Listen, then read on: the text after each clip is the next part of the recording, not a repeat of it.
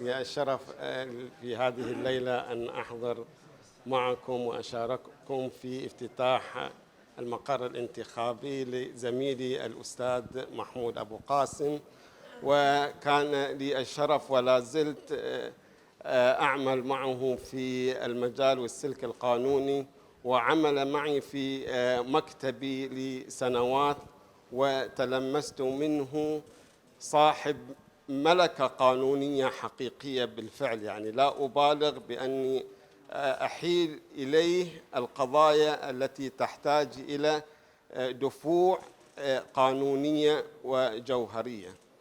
الأستاذ أيضا يمتلك عقلية نظيفة، طبعا هي من حيث القانون. أما من حيث الدين فأنتم أقرب منا، وأنا أيضا تلمست منه أنه صاحب التزام، وبالفعل أهل للشعار التزام وصون للقيم وحفظ الهوية.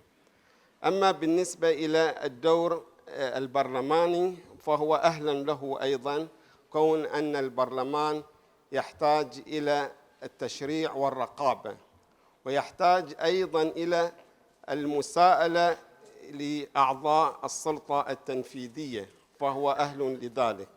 أيضا من حيث التشريع أيا كان المجالات الأخرى فهو أقرب للتشريع هو الرجل القانوني، كون أن الرجل القانوني يعرف اشتراطات دستورية التشريع، فوفقه الله في هذا العمل إن شاء الله وسدد خطاه. وشكرا.